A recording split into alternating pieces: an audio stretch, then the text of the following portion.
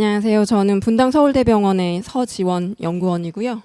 제가 이번 강의는 앞선 이제 디지털 의료제품법의 전반적인 강의를 들으셨다면 저는 인허가를 어떻게 받을지에 대한 흐름? 아니면 이제 구성 이런 것들에 대해서 강의를 할 거고요.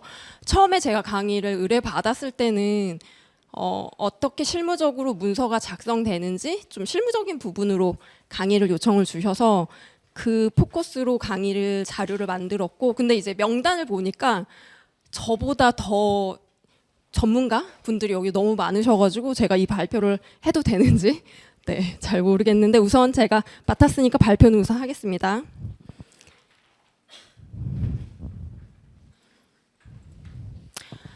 네, 저는 우선은 작년까지 이제 식약처에서 근무를 했었고요.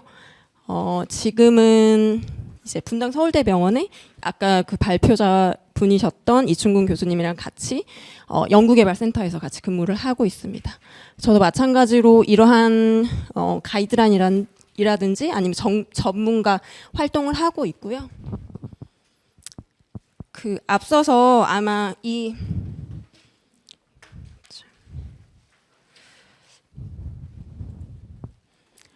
여기 앞부분은 교수님께서 강의를 해주셨던 부분이고, 여기는 이제 3강에서 다루실 내용으로 보시면 되실 것 같고요. 저는 이 마지막 단에 있는 허가 인증 신고 심사에 관한 내용으로 제가 발표를 할 거고, 지금 이번 강의에서 지금 좀 이해하시고 가시면 좋을 게 어떠한 문서로 구성이 되어 있고, 그리고 그 기술 문서에 대한 첨부 서류는 어떻게 구성이 되는지 요건들에 대해서 좀 이해를 하시고 가시면 좋을 것 같습니다. 이번 강의는 5가지 파트로 제가 구성을 했고요. 지금 우선은 기술 문서 허가에서 가장 기본이 되는 기술 문서에 대한 구조, 그리고 작성을 어떻게 해야 되는지에 대한 부분, 그리고 그 작성된 기술 문서에 따라서 첨부 서류는 어떻게 구성을 해야 되는지에 대해서 1파트랑 2파트에서 말씀을 드릴 거고요. 그리고 허가를 받았다고 해서 끝난 게 아니잖아요. 제품에 대한 변경이 있었을 때는 어떻게 해야 되는지, 그리고 간략하게 한국의 현재 디지털 의료 제품이 어떻게 허가가 되고 있고, 그리고 FDA에서는 어떠한 제품들이 허가가 되고 있는지에 대해서 간략하게 말씀을 드리려고 합니다. 첫 번째 파트는 말씀드렸듯이 기술 문서 구조랑 작성 방법에 대해서 말씀을 드릴 거고요.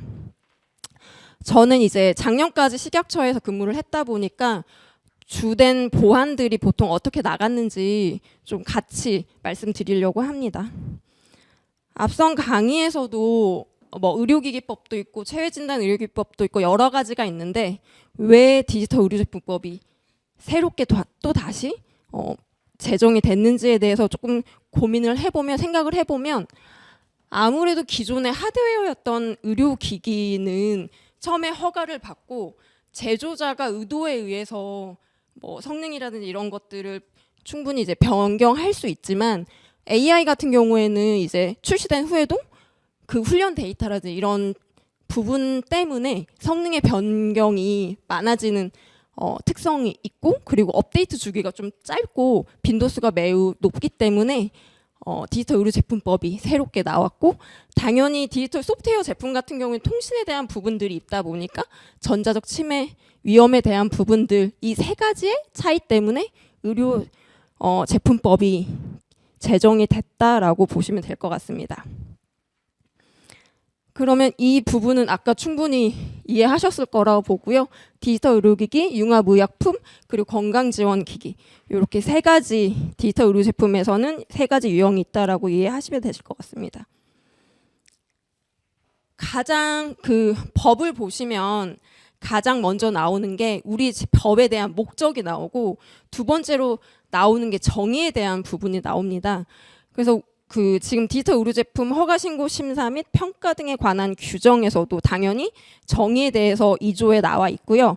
지금 왼쪽에 보시는 이제 부분은 저희 일반 의료기기에 대한 정의에서 일부 가져온 거고, 그리고 지금 오른쪽에 있는 내용이 이제 제가 강의할 디지털 의료 제품에 대한 정의입니다. 우선은 가장 좀 새롭게 새로운 내용이 좀 됐던 부분은 부분품에 대한 부분이 아무래도 하드웨어랑 소프트웨어가 나눠져 있다 보니까 그런 내용들을 조금 더 상세하게 기재한 사항들이 있다라고 보시면 될 것 같습니다.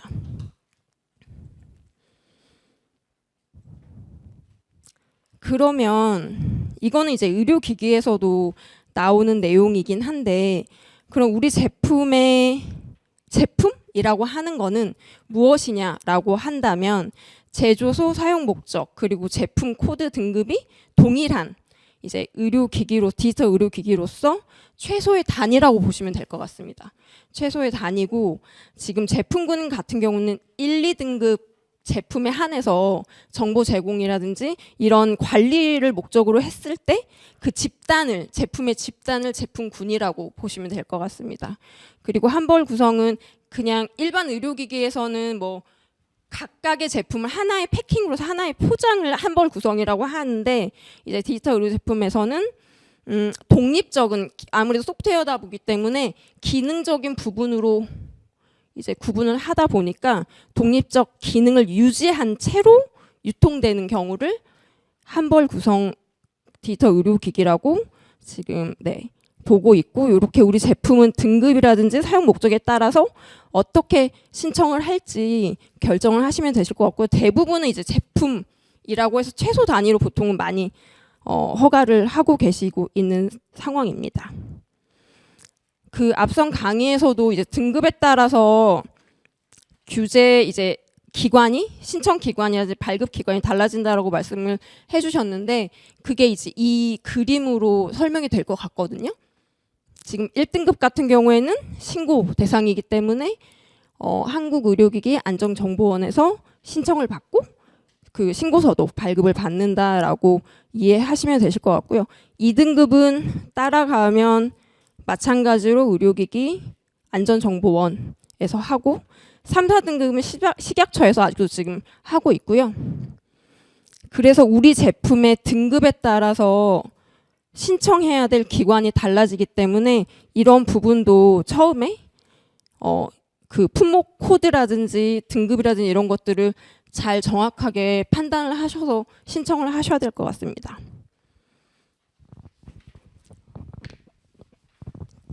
제가 너무 전문가들 앞에서 하려다 보니까 입이 마릅니다.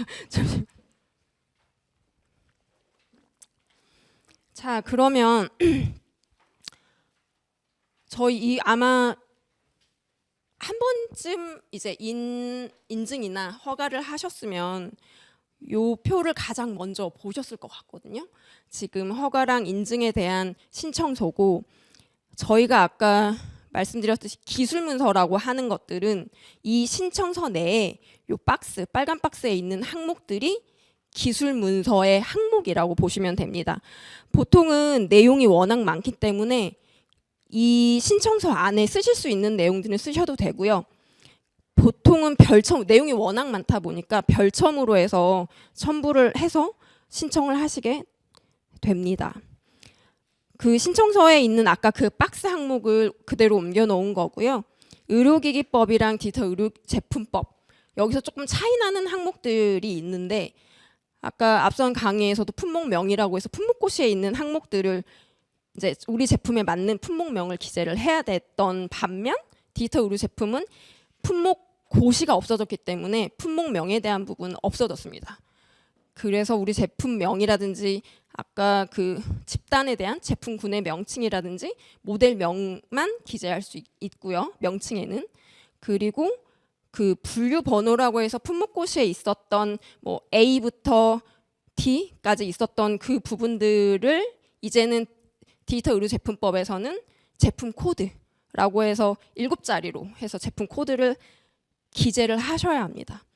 그리고 지금 달라졌던 부분은 원재료, 기존의 원재료 항이 부분품 또는 구성 요소, 이렇게 해서 명칭이 달라졌고요.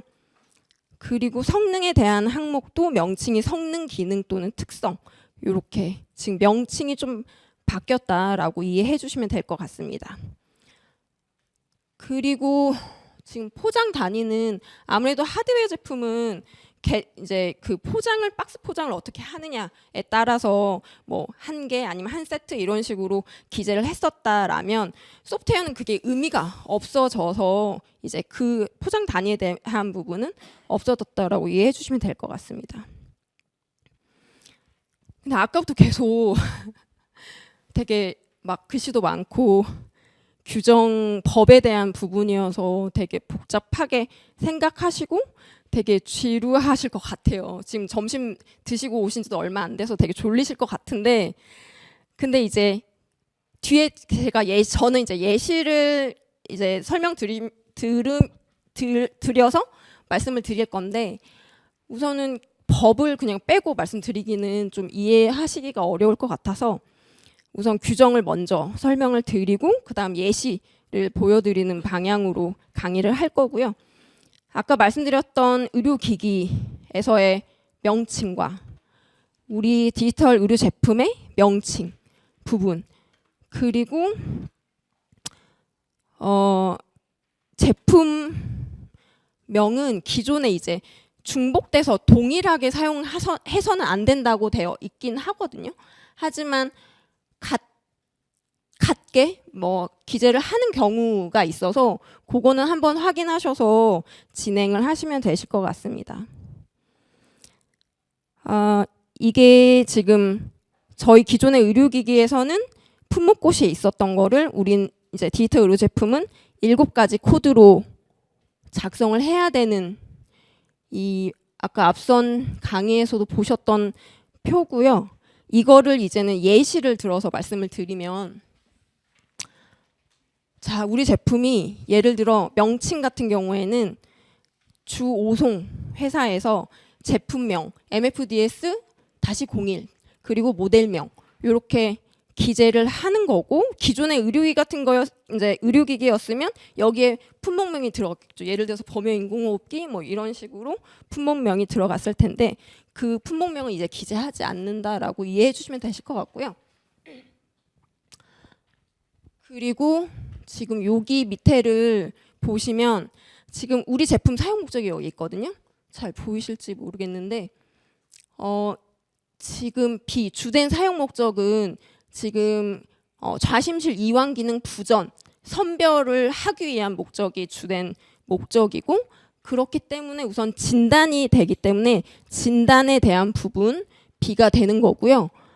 그러면 여기 지금 두 번째 코드에는 우리 제품 그러면 뭐를 활용해서 진단을 할 것인지에 대해서 여기 보시면 여기 선택을 하게 되어 있는데, 우리는 지금 심전도 데이터를 가지고 진단을 하기 때문에 생체 데이터, 그래서 2번이 들어가는 겁니다.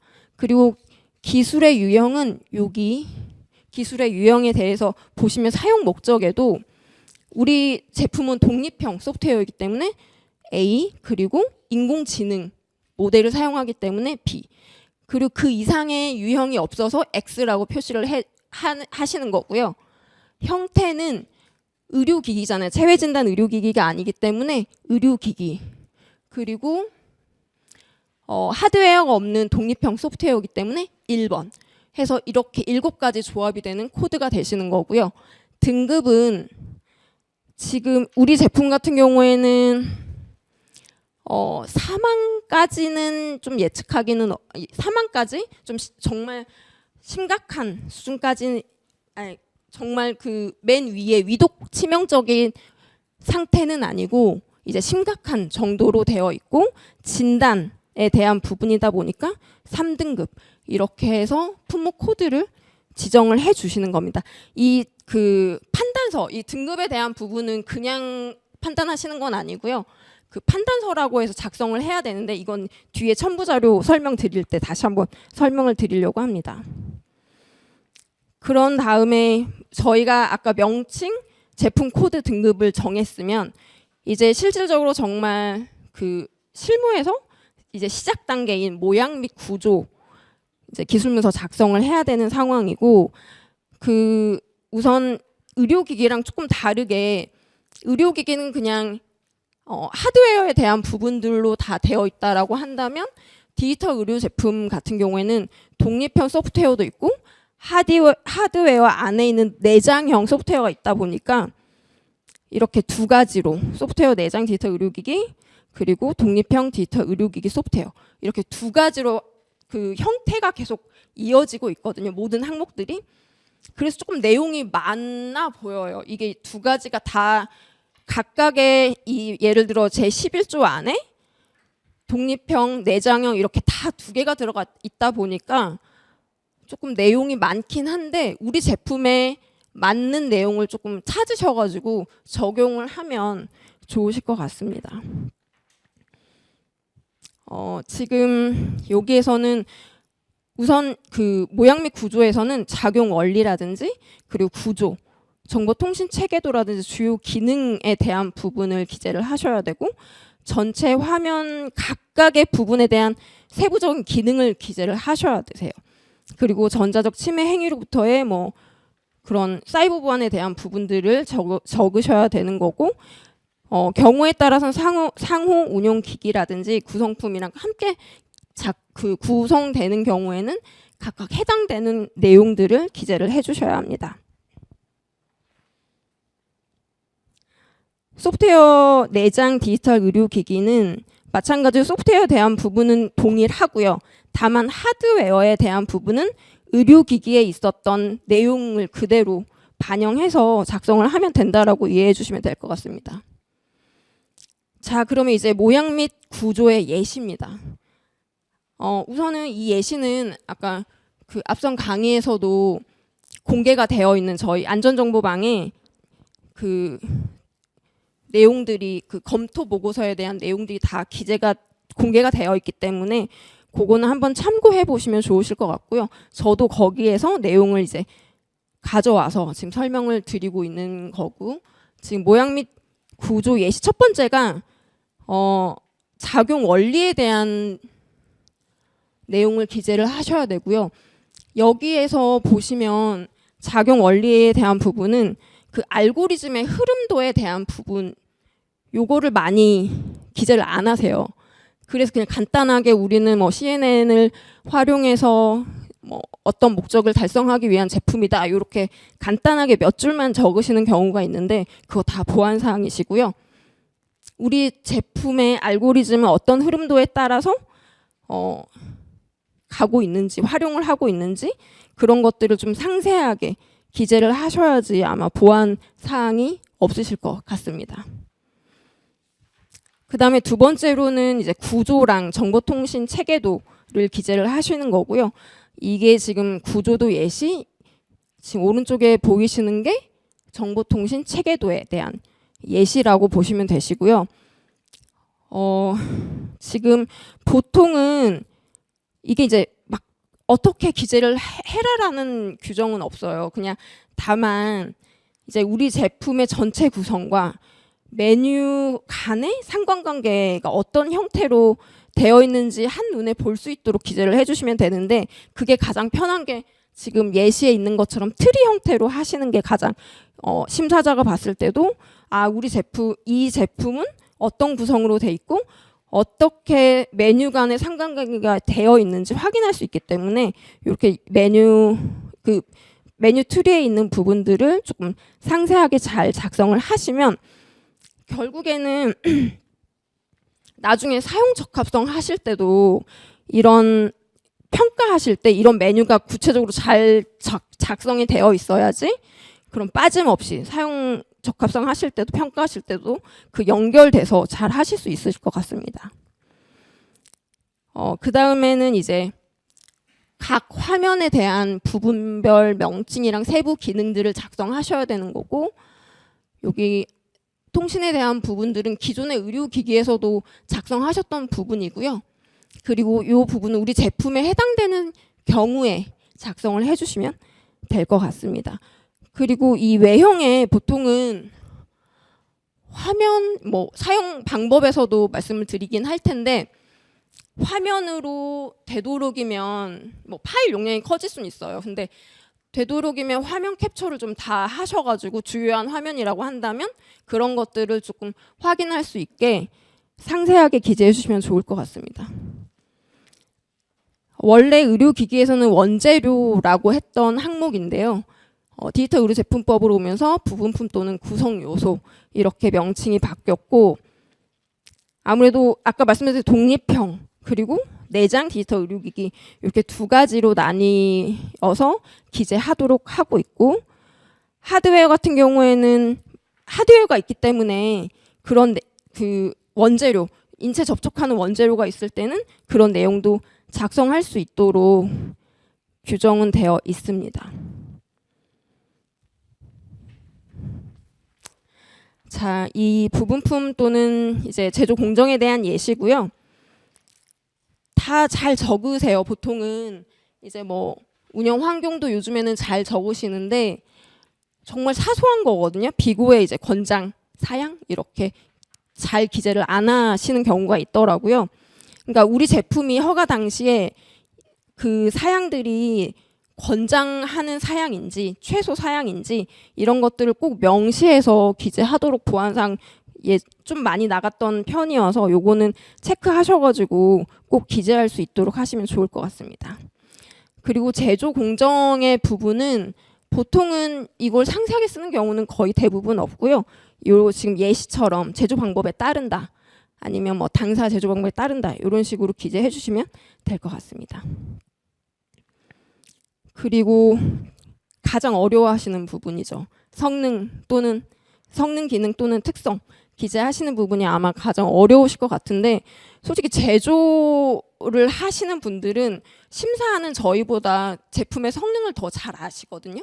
근데 다만 이제 어떻게 기재를 해야 될지를 조금 모르겠다라고 말씀해 주시긴 하시는데, 그거는 이제 뒤에서 또 다시 말씀을 드리겠지만, 우리 제품의 이제 주요한 뭐 진단이라고 한다면 진단에 대한 성능을 명확하게 기재해 주시면 되는 부분이고, 그리고 추가적으로 그 진단을 위해서 이제 작용하는 기능들이 있다라고 한다면 그런 것들도 같이 적어 주시면 되실 것 같습니다. 그리고 의료기기법과 조금 다르게 우리는 인공지능을 기술이 들어가 있는 제품이 있을 수 있기 때문에, 인공지능 기술이 적용된 제품의 경우에는 요 내용들, 학습 데이터라든지 뭐 업데이트 예상 주기 그런 것들을 기재해 주시고, 아마 이게 예전에 의료기기에서도 소프트웨어 제품은 한동안 기재를 했었다가 좀 빠진 경우가 있었는데, 어쨌든 디지털 의료제품법으로 오면서 다시 인공지능 기술이 적용된 제품은 기재를 해야 되기 때문에 이런 부분들도 꼭 그 기재를 하시도록 했으면 좋겠습니다.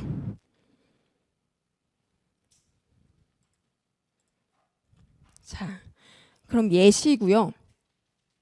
그럼 성능을 어떻게 적어야 할까 하면, 지금 구성은 임상적 관점에서의 성능, 그리고 작용 원리를 기반으로 한 주요 기능, 디지털 기술의 세부적인 특성, 아까 인공지능 기술이 있었을 때의 정보, 혹시 뭐 클라우드 서버라든지 이런 것들을 활용했을 때 내용을 쓰시면 되시고요. 제가 예시로 가져온 건 아까 사용 목적에 있었던 제품에 대한 예시이고, 가장 중요한 성능은 어떻게 보면 진단의 성능이겠죠. 우리 제품의 가장 중요한 성능은 진단이기 때문에 진단의 성능을 민감도 특이도로 할 수도 있고 AU의 ROC로 하실 수도 있는데, 그거는 우리 제품의 특성에 맞춰서 선정을 하시면 되실 것 같습니다. 그리고 추가적으로 아까 말씀드렸듯이 뭐 우리 제품이 스코어로 표시가 된다 그러면 그런 부분들, 그리고 위험도 같은 경우도 여기는 이제 2가지 단계로 위험도를 표시를 해주는데, 예를 들어 뭐 3가지 뭐 중간도 뭐 들어가 있다라고 한다면 그 중간에 대한 기준도 같이 해서 성능을 기재해 주시면 될 것 같습니다. 아마 그 책자에는 없을 텐데요. 제가 혹시 몰라서 조금 더 추가를 해봤고요. 그리고 그런 경우가 있었어요. 이제 병변은 지금 여기는 3가지를 이제 진단을 해주는데, 그냥 퉁쳐서 하나의 이제 기능만, 그러니까 총에 대한 성능 AUC를 그냥 처음에는 표방을 하시더라고요. 그렇게 하시면 안 되시고요.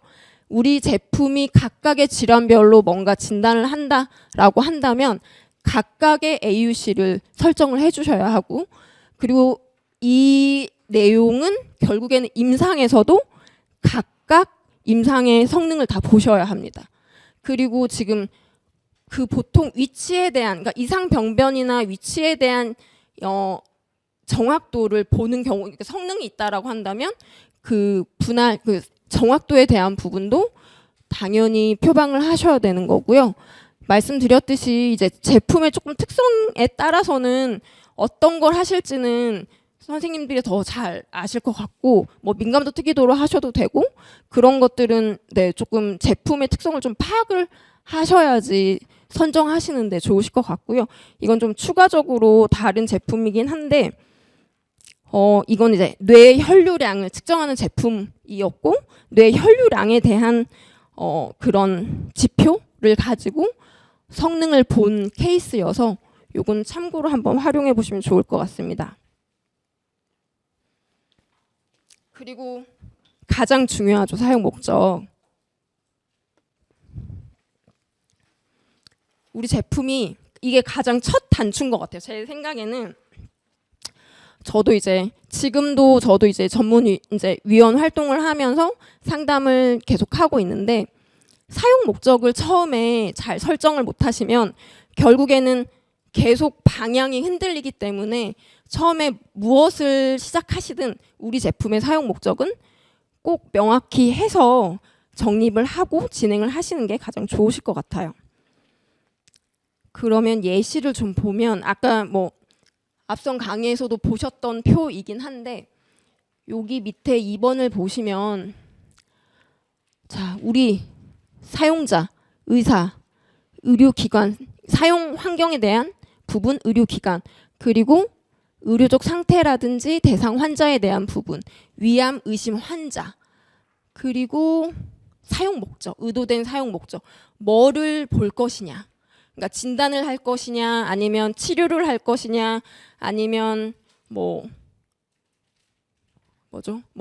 건강지, 아니 그 무슨 뭐 의약품 쪽이냐, 뭐 이런 것들을 조금 명확하게 하셔가지고 사용 목적을 작성을 해주시면 되실 것 같고요. 당연히 우리 제품은 어떤 영상을 가지고 하는지, 뭐 생체 ECG 신호를 가지고 하는지, 아니면 내시경 영상을 가지고 하는지, 그런 부분, 그리고 인공지능을 활용했다면 인공지능 기반으로 하고 있다. 그래서 이 결정 보조를 최종적으로 어떻게 할 것이냐, 출력에 대한 부분, 위암 의심 부분을 검출해서 확률을 보실 건지 아니면 그레이드를 보실 건지, 이런 것들에 대해서 좀 명확하게 사용 목적은 해주시면 좋을 것 같습니다. 그리고 사용 방법, 이게 내용이 제일 많거든요. 이거는 이제 각각 독립형이냐 내장형이냐에 따라서 그거는 보시면 좋으실 것 같고요.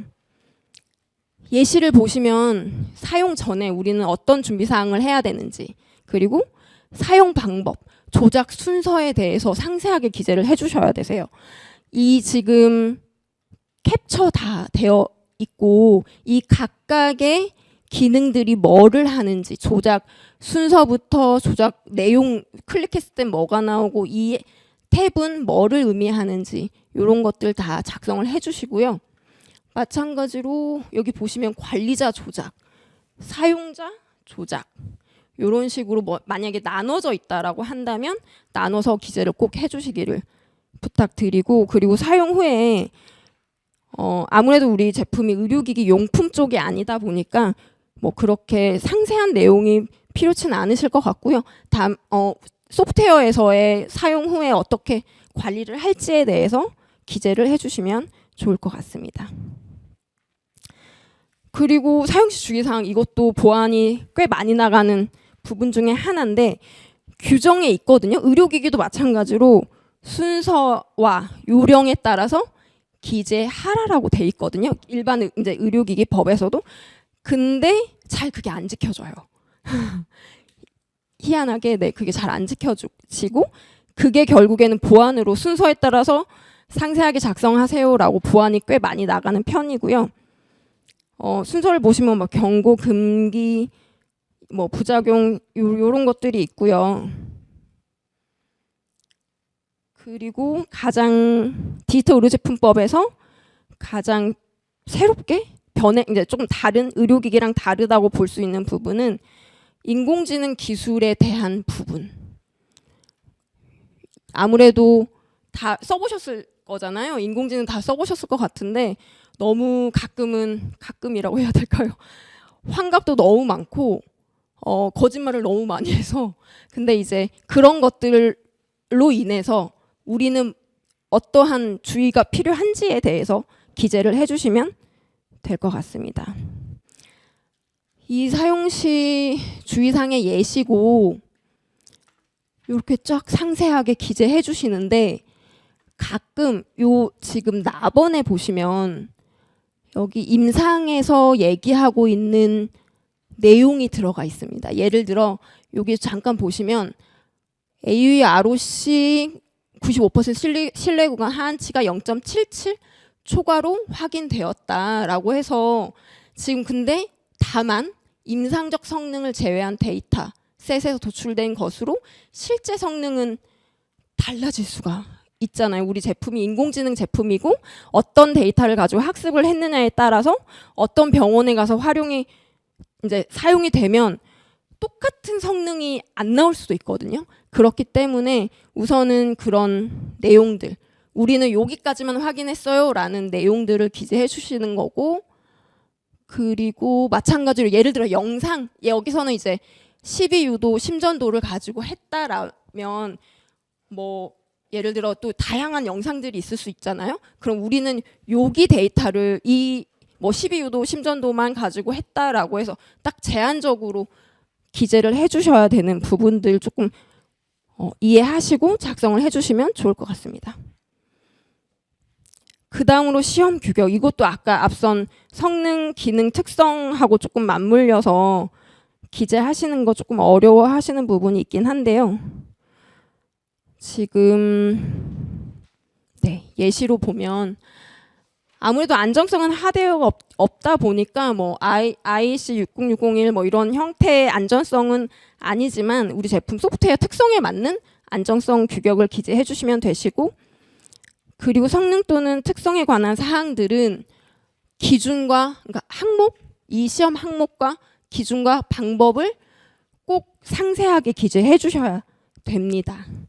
근데 여기서 포인트가 성능, 이것도 이제 보안에 많이 나가는 건데 성능에는 있어요. 아니면 성능도 있고 기준도 있고 다 있는데 성능이랑 시험 규격이랑 맞지가 않아요. 그래서 그런 부분들, 이게 성능하고 시험 규격하고 이 시험 규격에 설정한 내용에 따른 레포트, 이 세 가지는 세트로 보시고 항상 이 세 개는 비교해서 좀 다른 부분 없는지, 수치가 다르진 않는지 이런 부분들을 좀 확인하셔가지고 나중에 기술문서 작성해 주시면 좋을 것 같습니다. 여기도 이제 제가 아까 방금 말씀드린 내용들이고 1:1 매칭 꼭 시켜주시고요. 그리고 여기는 이제 제가 그냥 예시로 아까 그 예시로 한 거를 조금 정리를 그냥 해본 거고요. 이거는 예시로는 없는 내용이어서 그냥 참고만 해주시면 좋을 것 같습니다.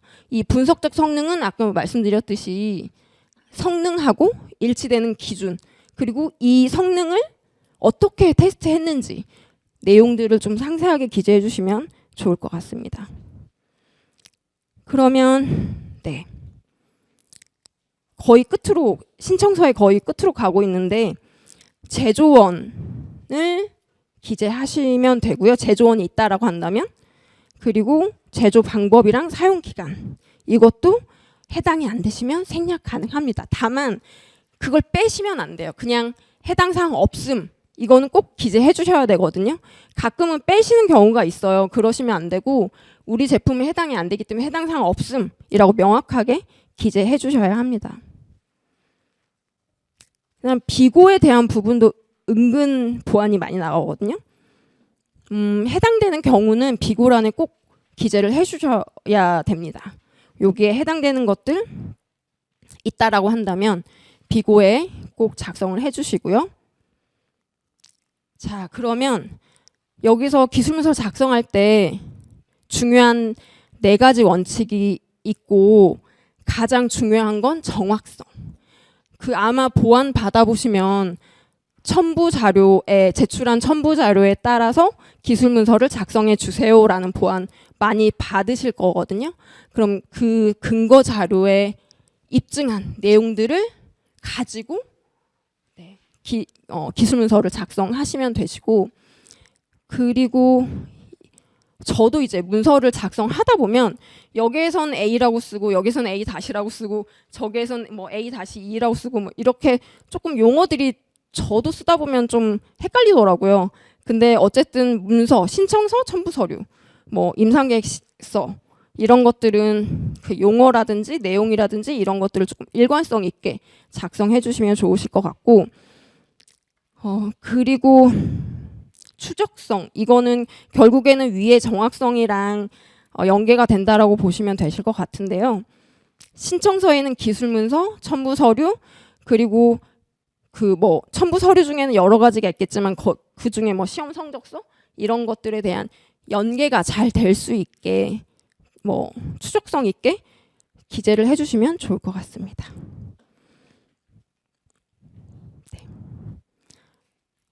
네, 그 다음 첨부 서류 요건에 대한 강의를 할 거고요.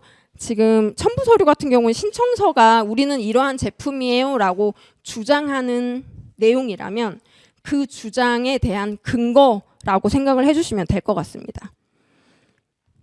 그러면 첨부 서류에는 아까도 말씀드렸듯이 구성이 똑같거든요. 독립형이냐 내장형이냐 이렇게 나누기 때문에 그것만 주의해서 봐주시면 될 것 같고, 지금 여기 보시면 8가지 독립형 디지털 의료기기는 8가지 서류를 제출을 하셔야 합니다. 우선 그게 원칙이라고 보시면 돼요. 등급마다 조금 다를 수는 있는데, 그리고 뭐 어떤 자료를 미리 제출을 한 경우도 있고 뭐 여러 가지 이제 케이스는 있지만 우선은 8가지가 원칙이다라고 이해를 해주시면 좋을 것 같습니다. 내장형 같은 경우에는 아까 앞선 내용에 플러스 하드웨어, 기존의 의료기기에서 요구하고 있던 자료가 똑같이, 왜냐하면 하드웨어가 있기 때문에 하드웨어에 대한 안전성이라든지 이런 것들은 검증이 필요하기 때문에 똑같이 제출을 해주셔야 된다라고 이해해 주세요. 이거는 아까 정말 구구절절 글로 돼 있던 거를 한눈으로 보게 좀 정리를 했고요. 이거는 앞선 파트 1에서 보셨던 기술 문서의 항목이라고 한다면 요 8가지 첨부 서류에 대한 부분은 이제 그러니까 제출을 해주셔야 되는 서류라고 이해해 주시면 좋을 것 같습니다. 자, 아까 말씀드렸던 이제 독립형이냐 내장형이냐에 따라서 이제 좀 그것도 좀 분류를 해봤는데요. 이 지금 요거 플러스 내장형은 이 8가지 문서 플러스 뭐 전기라든지 전자파라든지 이 하드웨어에 대한 첨부 자료를 제출을 해야 된다라고 해서 요 그림으로 이해를 해주시면 좋을 것 같습니다. 이거는 계속 나오긴 하거든요.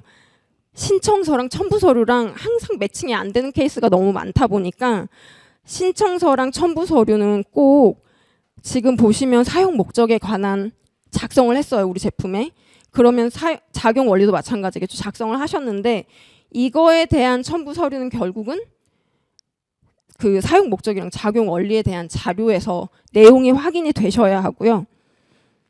경우에 따라서는 뭐 논문을 요청하는 경우도 있으실 거예요. 뭐 원리라든지 이런 것들을 논문에서 만약에 인용해서 기재를 하셨다라고 한다면 그거에 대한 뭐 자료, 증빙 자료가 필요하실 수도 있고요. 그리고 모양 및 구조의 경우에는 마찬가지로 뭐 매뉴얼이 되실 수도 있고요. 여러 가지 문서들이 있을 수 있고, 그리고 성능이나 특성, 시험 규격은 뭐 우리 제품은 이제 소프트웨어 제품이다 보니까 소프트웨어 VMV 보고서, 그리고 임상 시험 자료, 뭐 여러 가지 이제 이런 자료들에 의해서 2개가 상호 연계가 꼭 되어야 한다라는 거를 이번 시간에 꼭 알고 가셨으면 좋겠습니다. 그러면 지금 첨부 서류의 첫 시작이 규정상에서는 딱 그 8가지에는 없지만 어쨌든 등급 분류 판단서를 제출을 하셔야 되거든요. 그래서 이거는 지금 양식이고요.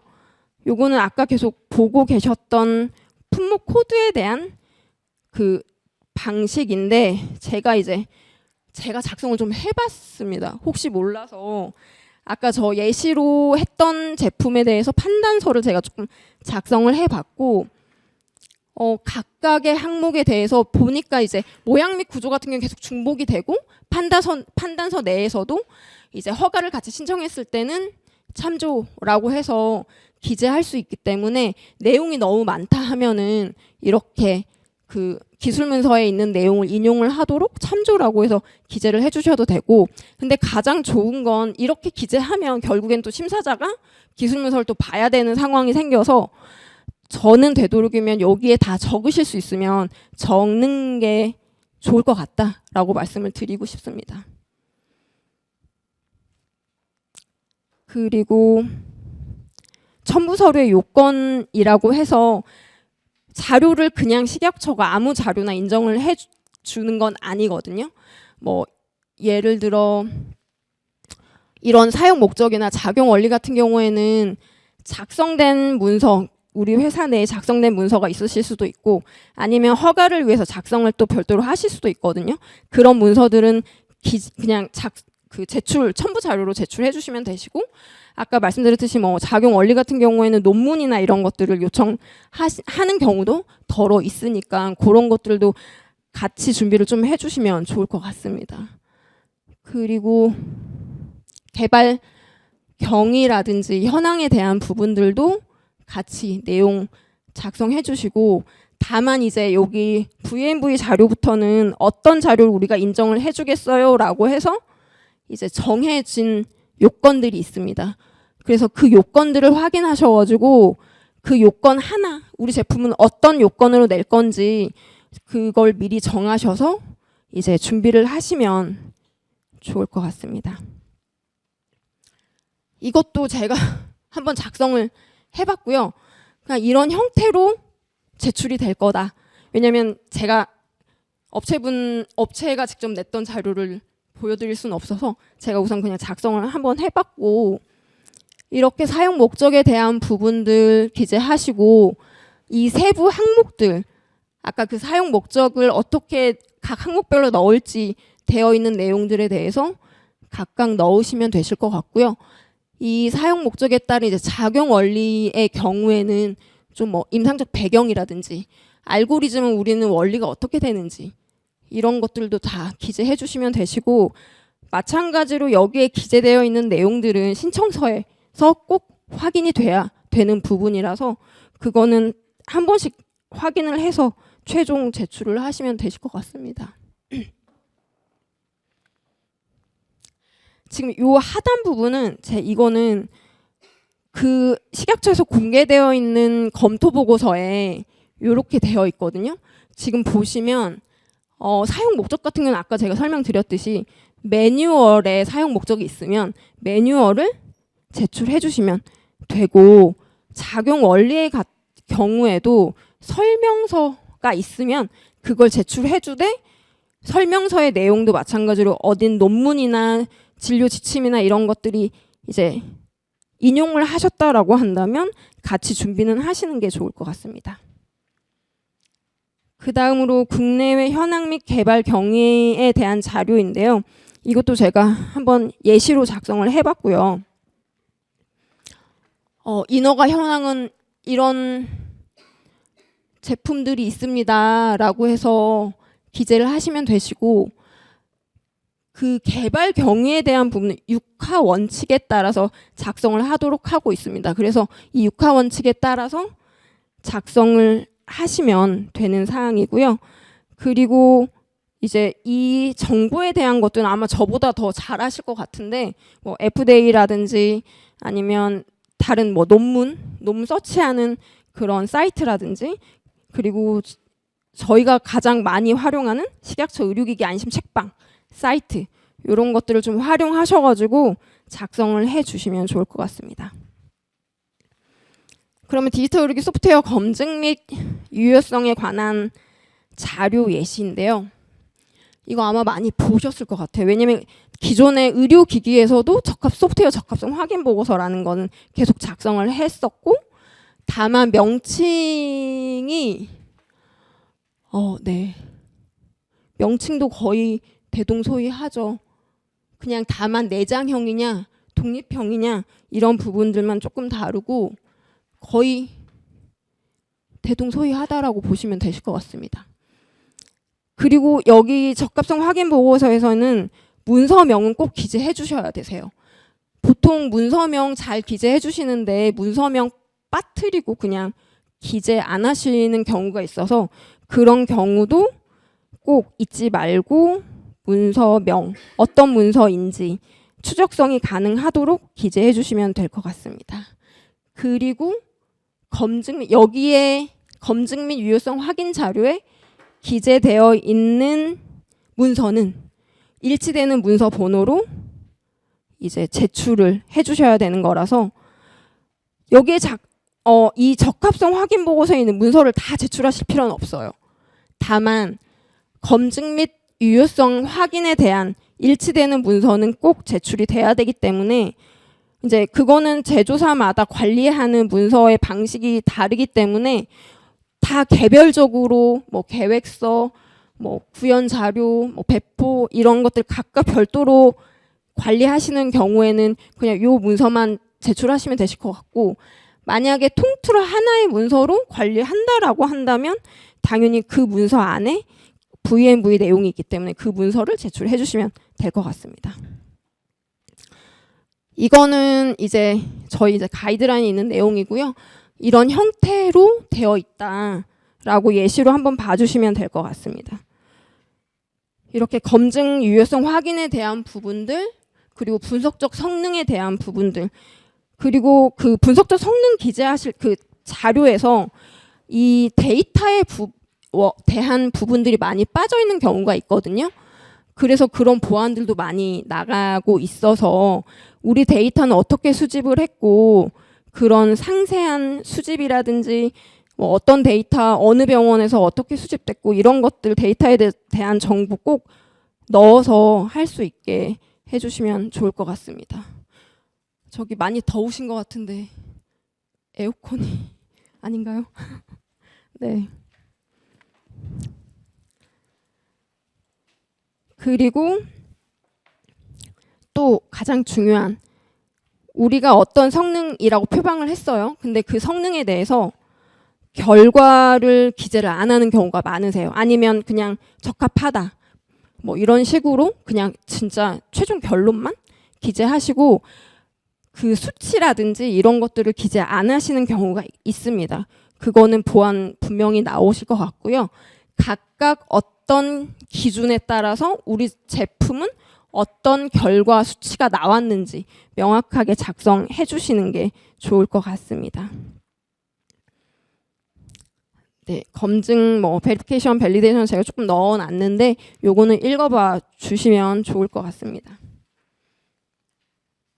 이거는 아까 그 식약처에서 공개되어 있는 검증 보고서 내용에 성능 시험은 어떻게 했고 분석적 성능은 어떻게 검증을 했는지 시험 개요도 확인할 수 있게 하셔야 되고, 분석적 성능 시험 같은 경우는 학습이나 시험이나 참조 표준을 어떻게 했는지 이런 내용도 확인할 수 있도록 그 자료에 있어야지 심사자분이, 이거는 이제 심사하신 분이 작성한 거기 때문에 이제 상세한 내용을 확인할 수 있도록 기재하시는 게 좋을 것 같습니다. 아마 이제 또 가장 힘든 부분 중에 하나가 임상시험 등 평가에 관한 자료이실 텐데요. 이거는 이제 다음 3강에서 임상시험에 대한 강의를 해주실 텐데 그거의 연계라고 보시면 되죠. 왜냐하면 임상시험 계획은 우리가 그 병원에서 사람을 대상으로 혹은 후양적 그 데이터, 임상 데이터를 가지고 이제 시험을 하시잖아요. 우리 제품의 검증을 위해서 이제 시험을 하시면 결국에는 그 임상시험 계획이 끝나면 결과보고서가 작성이 되실 거고, 결과보고서에 따라서 허가하실 때 그 결과보고서를 제출하시는 게 임상시험 등 평가에 관한 자료입니다. 그리고 마찬가지로 이것도 그냥 우리 제품 제조사에서 작성을 하시는 게 아니고 요건이 있습니다.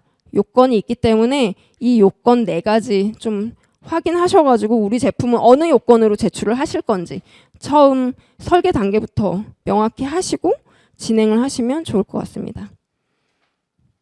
아까 제가 뭐 장황하게 말씀을 드렸던 부분을 조금 함축적으로 그냥 한눈에 보기 쉽게 정리를 했고요. 이렇게 4가지의 요건으로 할 수 있고 지정 성능 시험 기관은 국내에서 하는 케이스이시겠죠? 그리고 수입 같은 경우에는 외국 자료, 임상 자료 제출을 하실 거고 아니면 OECD 회원국 허가 자료를 제출하실 수도 있고요. 그리고 가장 어려운 SCI 논문 가끔 제출하시거든요. 근데 요거는 조금 요건이 조금 까다롭다고 보시면 될 것 같아요. 왜냐하면 논문에는 지금 제가 앞선 슬라이드에서 그냥 내용이 너무 많아서 이제 뭐 중간 생략도 하고 이하 생략도 했는데 그 논문에서는 여기 요건에서 요구하고 있는 항목들이 다 확인이 안 되기 때문에 결국에는 이 SCI를 작성하기 위한 결과 보고서가 요청이 될 거예요, 아마. 뭐 계획서 경우에 따라서는 계획서, 결과 보고서, 논문. 그럴 거면 이거나 요걸로 제출을 하는 경우가 많으시죠.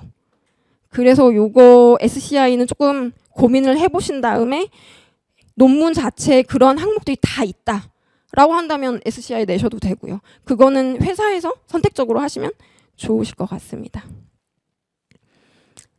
이것 또한 이제 그 검토 보고서에서 식약처에서 임상시험 등 평가는 검토를 이렇게 했어요라고 해서 작성을 해주셨고요. 이거는 보통 임상시험 요약서에서 이렇게 지금 항목들이 보통 이렇게 작성이 되거든요. 기존의 의료기기도 이런 요약서를 작성을 해서 하고 있기 때문에 요약서 수준으로 이제 검토 보고서가 식약처에서 이제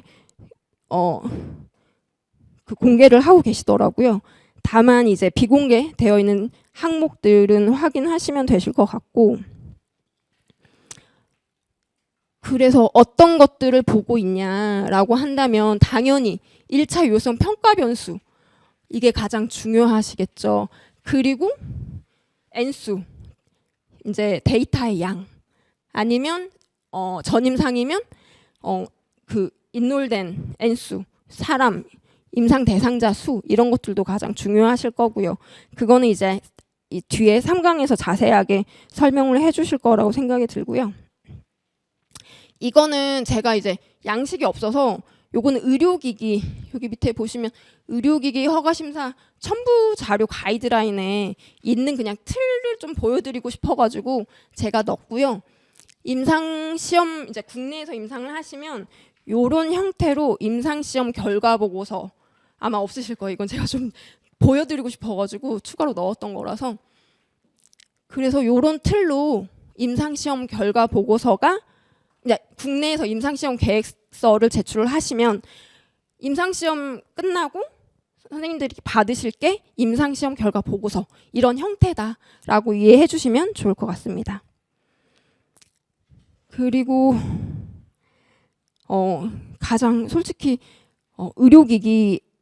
의료기기에서는 그렇게 비중이 작았던 이제 기존에는 사이버 보안이라고 했죠. 근데 이제 디지털 의료제품법으로 오면서 전자적 침해 행위로부터의 뭐 보호 조치에 관한 자료라고 해서 아무래도 소프트웨어 제품은 뭐 데이터 전송이나 이런 것들이 문제가 있기 때문에 그런 부분들이 강화된 첨부 서류가 있고 그리고 또 새로운 보통 IEC 60601에서도 사용 적합성을 유저빌리티는 했었는데 그거를 별도로 보고 있는 게 지금 디지털 의료제품법이다라고 보시면 좋을 것 같습니다.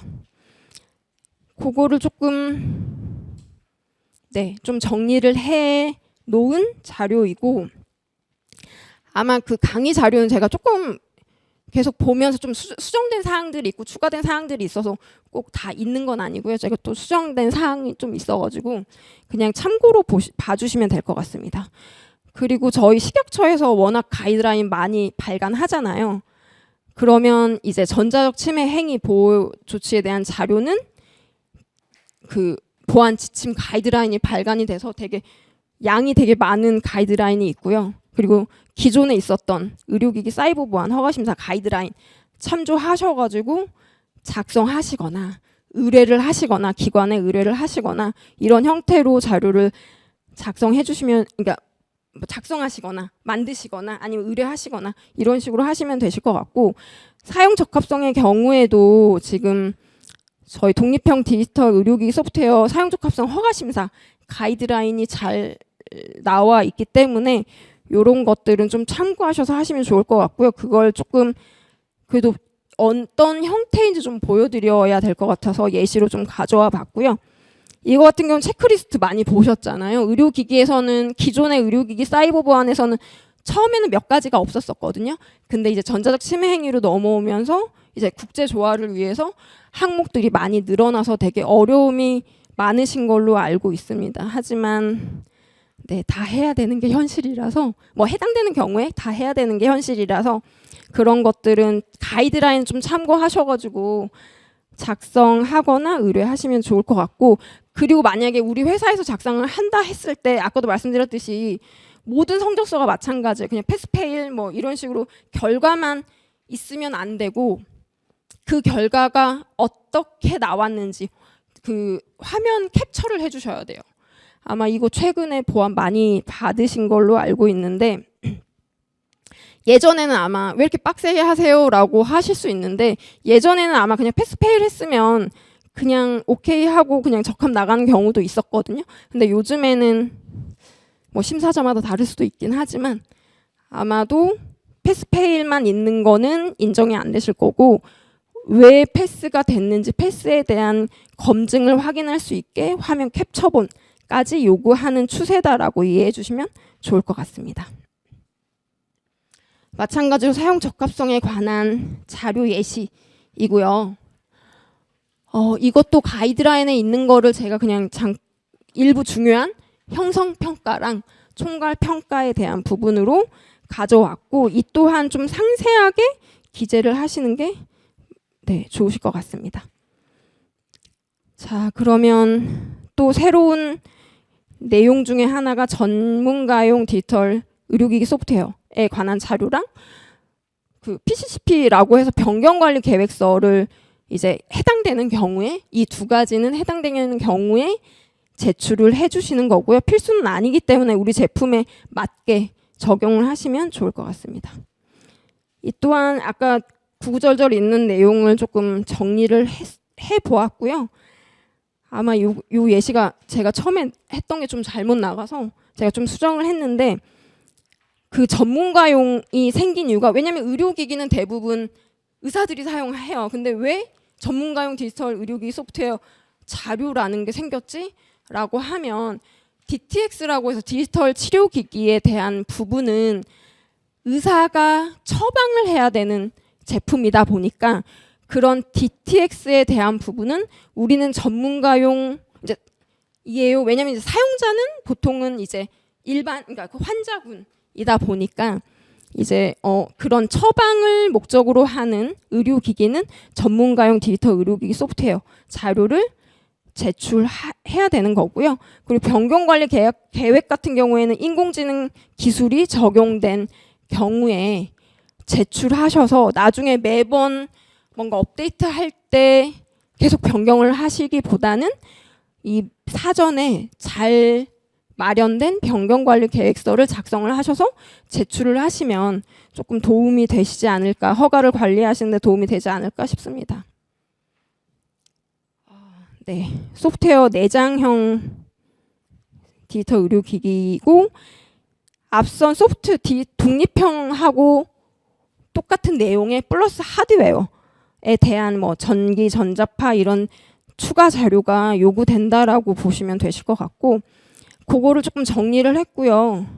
뭐 사용 목적, 작용 원리, 그리고 아까 소프트웨어에서 요구하고 있는 내용들, 그리고 임상이 필요한 경우는 임상, 그리고 지금 저희 기존에도 의료기기에서 요구하고 있는 항목들, 적용돼야 되는 항목들은 뭐 정기부터 안정성까지 해서 관련된 요건들이 있다 보니까 이 요건에 맞는 걸로 제출을 해주시면 좋을 것 같습니다.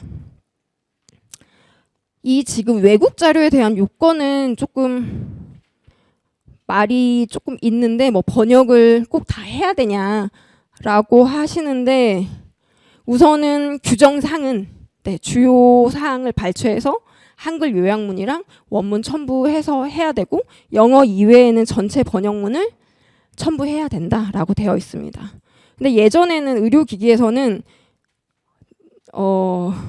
이제 이 부분이 동일하게 들어갔기 때문에 근데 요즘은 조금 달라지고 있는 과마다 조금 다르다는 얘기도 제가 좀 듣긴 해서 요거는 담당하시는 심사관하고 조금 얘기를 해보셔야 될 것 같습니다. 그럼 앞선 이제 기술문서랑 첨부 자료에서 보통은 어떤 보안들이 많이 나가냐라고 해서 7가지를 제가 정리를 했고요. 가장 강조를 해도 가장 보안이 많이 나가는 사용 목적. 이 사용 목적은 꼭 일치를 시키셔야 합니다. 적응증이랑. 경우에 따라서 그런 경우가 있어. 뭐 예를 들어서 사용 목적에는, 그러니까 허가할 때 사용 목적에는 뭐 정말 다 할 수 있게 뭐 3가지 적응증이 막 있어요. 막 적어져 있거든요. 근데 결국에는 임상시험 프로토콜을 가서 보면 하나만 한 케이스도 있어요. 그렇게 되면 그거는 하나에 대한 부분이 검증이 다 된 경우에 한해서 그 하나에 대한 사용 목적이 나가는 거지.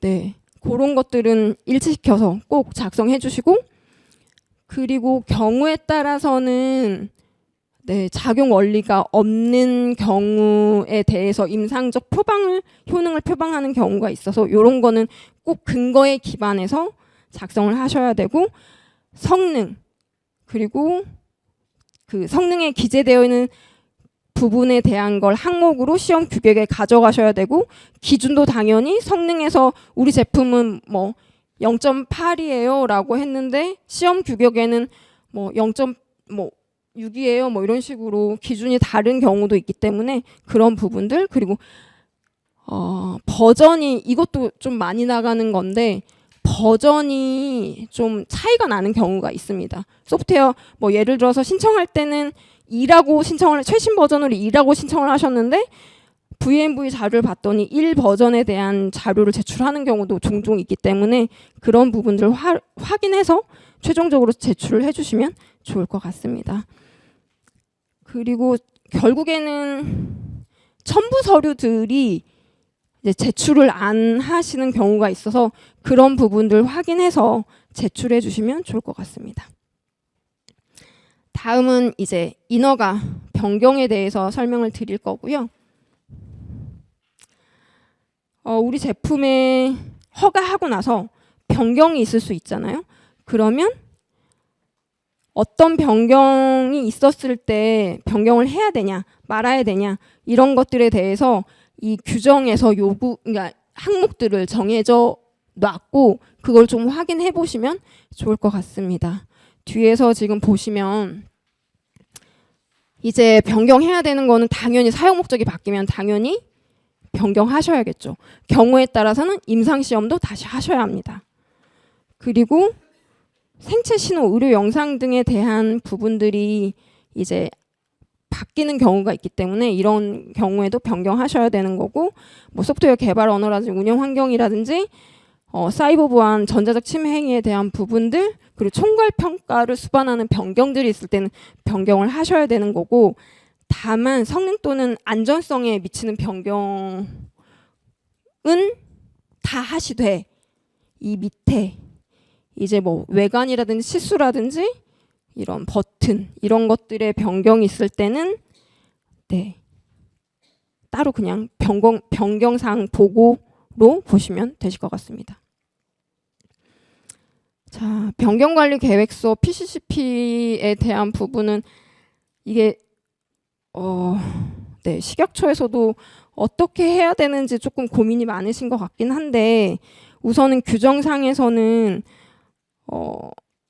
그 인공지능 기술이 적용되면서 어떻게 뭐 업데이트를 할지, 업데이트 이런 재학습에 대한 과정이라든지 이런 것들을 이제 변경 관리 계획서를 내므로 인해서 조금 이제 변경 허가라든지 이런 것들을 조금 완화해 보겠다라고 해서 규정상 들어와 있는 거고요.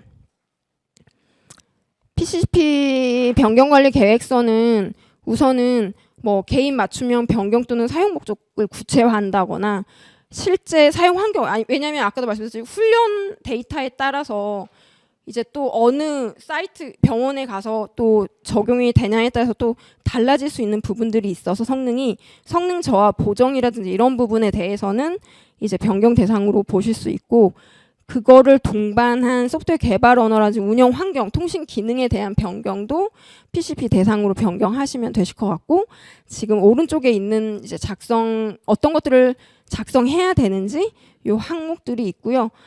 이거에 대한 상세한 내용은 아직 식약처에서도 좀 계속 고민 중에 있으신 걸로 알고 있습니다. 자, 그럼 변경에 대한 이제 절차는 보통 4가지로 보고 있고요. 뭐 변경 허가를 한다든지 아니면 변경 신고를 한다든지 변경 사항 보고를 한다든지 아니면 PCCP를 냈다라고 한다면 그 변경 범위 내에 있는 건지 이런 것들 4가지로 좀 볼 수 있을 것 같고요. 지금 케이스를 제가 한 5가지를 가져와 봤습니다. 그러면 케이스 1에 대한 건 어떤 절차에 의해서 할 수 있을까요? 가장 강력할 것 같은데? 네. AI 보조진단 소프트웨어 분석 알고리즘이 교체가 됐기 때문에 요거는 트랙 1, 아까 변경 허가를 하셔야 되는 사항이신 거고, 그러면 소프트웨어 정기 재학습을 한다, PCCP 범위 내라고 한다면 당연히 PCCP 내에서 변경하시면 되시고, 휴대형 디지털 혈압계 외관 색상 변경이기 때문에 이건 당연히 그냥 단순히 신고로 하시면 되실 것 같고요. 변경 보고로 하시면 되실 것 같고, 독립형 소프트웨어 운영 환경 변경은 당연히 변경 허가를 하셔야 되는 사항이고, 제품명 변경, 상호 변경에 따라서 한다라고 한다면 별표 3 보고에 해당이 된다라고 보시면 될 것 같습니다. 요거를 조금 정리를 해보면 요렇거든요. 케이스 1은 이제 예를 들어 상황이 출시된 폐결절 보조 진단 소프트웨어 분석 알고리즘을 기존의 CNN 구조에서 트랜스포머 기반으로 교체를 했어요. 이렇게 되면 정말 큰 변경이 있다라고 봐야 될 것 같고, 임상 성능 지표에 대한 민감도 특이도에 대한 의미도 변화가 발생할 수 있기 때문에 이거는 변경 허가를 하셔야 되는 거고, 필요한 경우에는 민감도 특이도에 대한 변화가 있을 수 있기 때문에 임상시험도 요구될 수 있습니다. 그리고 케이스 2 같은 경우에는 아까 그 PCCP 내에서의 변경이기 때문에 이거는 변경하시고 이제 분기별로 이제 보고하시는 형태로 관리해 주시면 될 것 같고요. 그 외에 시나리오 3, 4, 5의 경우에는 이제 말씀드렸듯이 외관 색상 변경이기 때문에 요거는 그냥 보고로 해주시면 되실 것 같고, 독립형 소프트웨어 운영 환경 변경 자체가 바뀌었기 때문에 요거는 임상까지는 아니지만 어쨌든 변경 허가를 하셔야 되는 상황이 되시는 거고, 제품명 변경의 경우에는 상호 변경이라서 이 부분도 이제 보고로 하시면 좋으실 것 같습니다. 네, 벌써 2시 30분이 됐네요. 제가 몇 시까지였죠? 50분? 50분까지? 네. 이거는 아마 제가 이제 정리를 하긴 했거든요. 그냥 그 기존의 우리 제품이 기술문서나 첨부 자료를 어떻게 내야 되는지에 대한 구성을 설명을 드렸다면, 이제 한국과 미국은 어떻게 허가를 하고 있는지 가장 아마 궁금해 하실 것 같아서 정리는 했습니다. 근데 다만 이게 정답은 아니고요. 그 가셔서 강의 끝나고 가셔서 한번 궁금하시면 아직 그 안심 정보 책방? 네. 거기에 아직 그 검토 보고서 공개되어 있는 걸 아직 확인을 못 하셨다면 그거를 한번 확인해 보시는 게 좋으실 것 같습니다. 자, 우선 여기는 국내 이제 허가 인증 품목 코드 제가 궁금해가지고 얼마나 이제 그 허가가 됐을까? 근데 이제 이게 100%는 아니고요. 이미 이제 의료기기에서 소프트웨어 의료기기로 허가 나간 것들은 아직도 저희 그 정보방에 그 일반 의료기기에 있는 부분에서 확인이 되는데 제가 그걸 다 찾을 수는 없어서 우선 엑셀로 그 공개되어 있는 식약처에서 수입 제조 그 현황이라고 해서 공개되어 있는 엑셀을 기반으로 해서 AI가 잘 해주더라고요. 그래서 이렇게 5가지의 가장 빈도수가 높은 품목 코드 이렇게 확인을 해 주시면 될 것 같고요.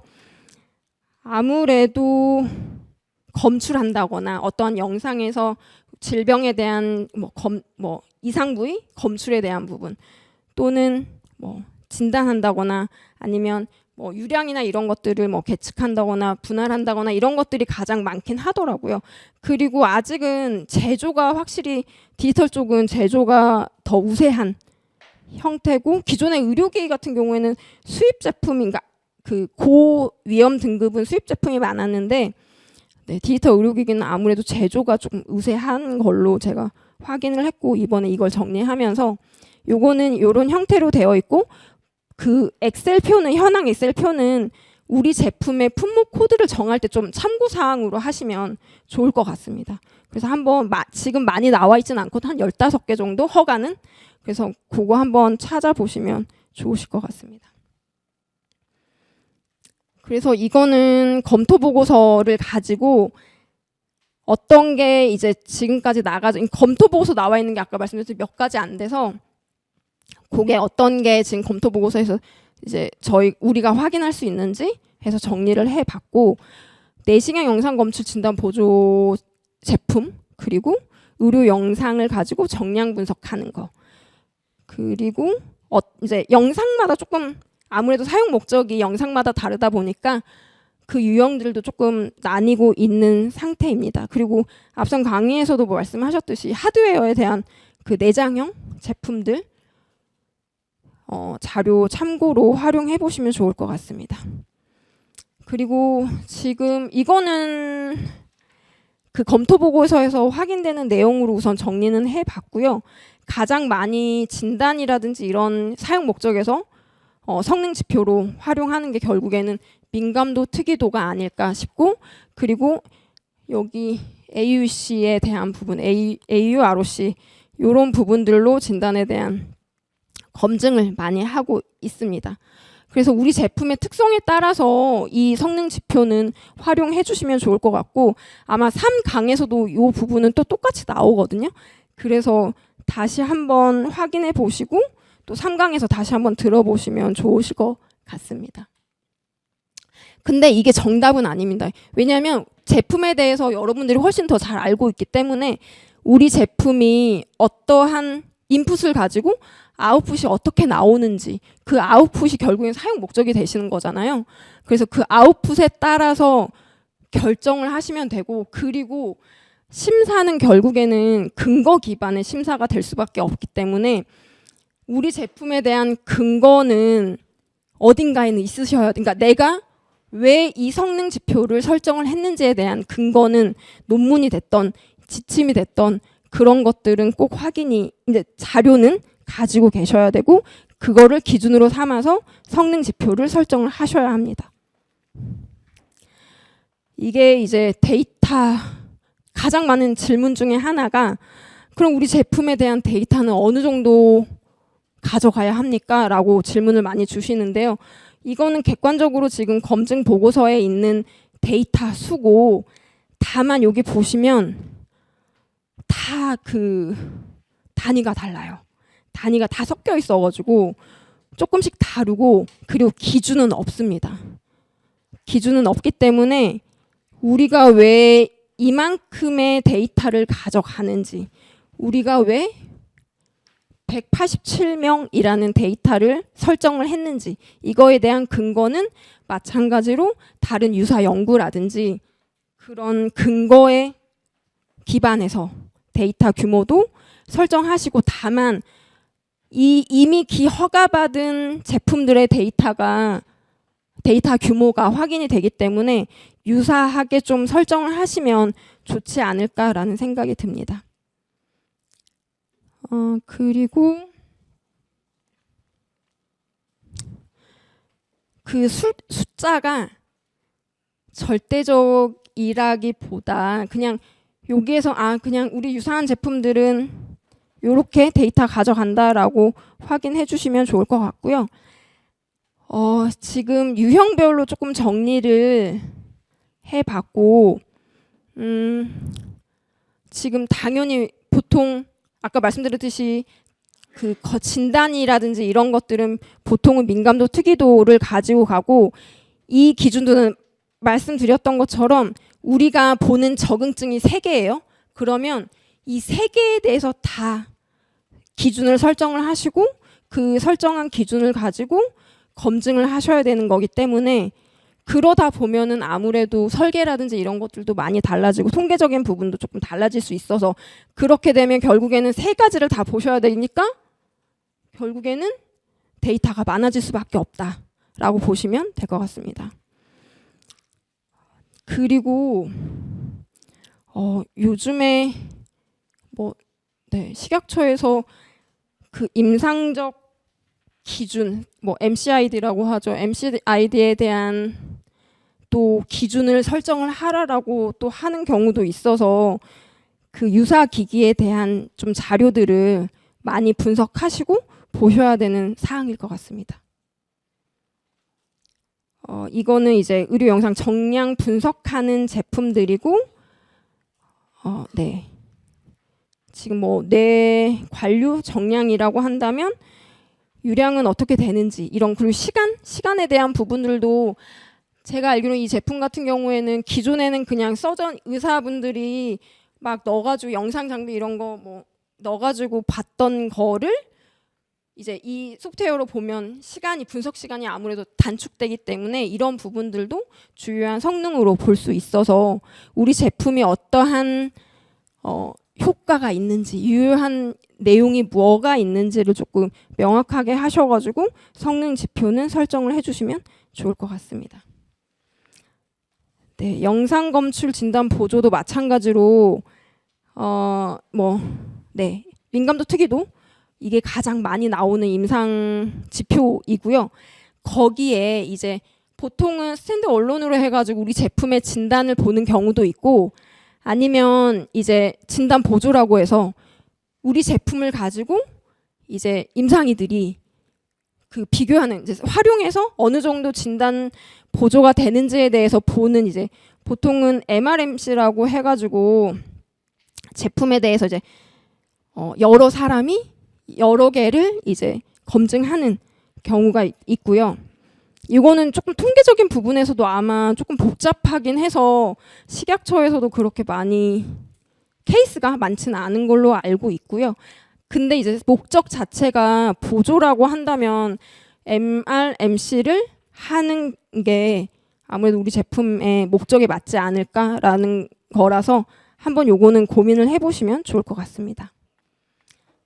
그리고 계속 앞에서도 나왔듯이 우리 제품은 후향적 데이터 임상이기 때문에 참조 표준이라는 거를 설정을 하잖아요. 참조 표준은 결국에 쉽게 말하면 정답지라고 생각해 주시면 될 것 같아요. 그러니까 정답지가 결국에 여러 가지 정답지가 나올 수 있습니다. 예를 들어 암이라고 한다면 바이옵시에서 조직 검사해서 그건 명확하게 암이다 아니다를 확인할 수 있기 때문에 그거를 정답지로 가져가실 수도 있고, 경우에 따라서는 그런 명확한 진단 답이 내려지지 않은 경우에는 이런 이제 전문 의료진이 검토를 해서 이제 여러 명이 검토를 해서 결국에는 하나의 합의되는 정답을 만들어내는 절차들이 있어서 이 참조 표준에 대한 부분도 어떻게 설정을 할지는 제품의 특성에 따라 다르고, 그리고 어떻게 설계를 하느냐에 따라 다르기 때문에 그런 것도 조금 우리 제품의 특성에 맞춰서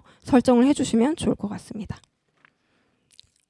네, 벌써 시간이 정말 빠르게 지나가고 있어서 우선은 네, 이제 분석 생체 신호 ECG 분석을 하는 제품은 이러한 기준, 제가 이 예시로 하는 거는 기준치는 아닙니다. 그러니까 우리 제품의 특성에 따라서 근거 자료에 따라서 이런 기준을 설정을 해주셔야 되고 이 자료들은 그냥 참고사항으로 봐주시면 좋을 것 같습니다. 네, 그리고 우리 국내의 경우에 동일한 회사의 보청기가 진짜 많이 지금 인증이 나가 있더라고요. 그래서 뭐 보청기 이런 것들도 지금 자료가 공개가 되어 있기 때문에 이런 거 한번 확인해서 진행해 주시면 좋을 것 같습니다. 마찬가지로 성능 지표는 계속 중복이 되긴 합니다. 민감도 특이도는 결국에는 놓치는 게 없는지 아니면 환자가 아닌데 환자인지를 정확하게 분류하는지를 의미하기 때문에 민감도 특이도 중요한 변수 중에 하나이고, 그리고 이제 AUROC라든지 AUC에 대한 부분들도 많이 하고 있고요. 영역에 대한 정확도는 결국에는 이제 DSC라고 해서 이 성능 지표로도 많이 하고 있습니다. 그래서 결국 중요한 건 평가 데이터 하실 때 훈련이라든지 검증이라든지 시험 데이터를 분리를 꼭 하셔야 되고요. 왜냐하면 결국에는 임상시험할 때 평양을 최소화하기 위해서 이제 이거는 이제 참조 표준에 대한 부분이네요. 결국에는 이제 겹치지 않아야지 이 데이터의 우리 검증한 데이터의 신뢰성을 확보할 수 있기 때문에 명확하게 구분해서 이제 활용을 하셔야 되는 거고, 참조 표준 아까 말씀드렸듯이 어떻게 할지 이런 편향성을 최소화하기 위해서 기존의 임상시험 평가자로는 참여하지 않아야 한다는 부분들도 꼭 확인을 하시고 진행을 하시면 좋을 것 같습니다. 검증 방법은 결국엔 소프트웨어 제품이다 보니까 소프트웨어 검증 및 유효성 자료, 그리고 우리 제품의 성능 자료, 분석적 성능 자료, 경우에 따라서는 확증, 임상시험 이렇게 검증을 하고 있다라고 보시면 될 것 같습니다. 미국의 경우에는 마찬가지로 이것도 AI가 정말 잘 만들어졌고요. 지금 FDA 같은 경우는 AI 제품을 또 별도로 공개를 하고 있고, 그 1,400개가 넘는 거를 분석을 해봤더니 이렇게 5가지 코드로 좀 비중이 높게 나와 있어서 FDA는 이러한 제품들이 많이 승인이 되고 있다라고 참고해 주시면 좋을 것 같고, 아무래도 영상의학 쪽의 분과가 대부분이라서 이런 부분들도 참고하시면 좋을 것 같습니다. 자, 유형별 분류 마찬가지로 어떤 것들이 되어 있는지 대표 회사라든지 이런 것들을 참고해 주시면 좋을 것 같고요. 근데 FDA는 아무래도 좀 다양해요. 왜냐하면 식약처, 저희 한국 같은 경우에는 기존의 제품들이 있으면 그 기존의 제품들의 성능 지표를 보통은 요구하는 케이스가 많고, 그리고 근거 자료가 없으면 조금 허가 받기가 힘든 케이스가 워낙 많더라고요. 그래서 우선 이 노란 표시를 한 부분들은 마찬가지로 국내에서 가장 그 사용 목적에 따라서 성능 지표로 많이 지금 나가고 있는 것들이고, 나머지는 조금 차이는 있을 수 있습니다. 다만 이제 그냥 참고사항으로 FDA는 이런 성능 지표도 있구나라고 그냥 참고로 해주시면 되고, 나중에 우리 제품이 만약에 이런 그 이외에 일반적으로 사용하는 성능 지표 이외에 다른 성능 지표를 사용한다라고 한다면 근거 자료를 꼭 확인하셔가지고 설정해 주시면 될 것 같습니다. 그럼 FDA는 데이터를 어느 정도 가지고 가느냐라고 봤을 때 정말 많이 하죠. 지금 보면 5,000개도 막 넘고 정말 많아요. 근데 결국에는 FDA도 이렇게 282개 이렇게 좀 작은 규모를 하는 경우도 작다고 표현한 게 맞는지 모르겠는데 이렇게 280개 정도 데이터를 하는 경우도 있다. 그래서 기준은 없다. 우리 제품의 목적에 맞춰서 데이터를 설정하시면 되는 겁니다. 네. 나머지 사항들은 제가 그냥 참고 사항으로 FDA는 아무래도 바쁘시잖아요. 그래서 제가 정리를 해놨던 거라서 참고해 봐 주시면 좋을 것 같고, 마찬가지로 데이터 분리는 꼭 하셔야 되고, 참조 표준도 어떻게 할 건지 확인해 주시고, 가장 중요한 건 결국에는 사용 목적이겠죠. 우리 제품이 사용 목적에 따라서 등급도 바뀌고 허가 규정도 바뀌고, 그러니까 어느 기관으로 접수를 할지도 바뀌고 여러 가지가 바뀌다 보니까 사용 목적에 대한 명확성이 필요하실 것 같고, 그리고 그 사용 목적에 따라서 우리 제품의 성능 지표도 결정이 되는 거라서 이런 것, 그 목표에 따른 성능 지표에 대한 결정도 꼭 맞춰서 해주시면 되실 것 같고, 그리고 성공 기준, 요즘에 식약처 성공 기준에 대한 내용이 많이 나오는데 성공 기준도 꼭 근거 자료에 기반해서 사전에 설정하셔서 진행을 하셔야 된다는 부분도 좀 참고로 해주시면 좋을 것 같습니다. 네, 제가 준비한 강의는 여기까지고요.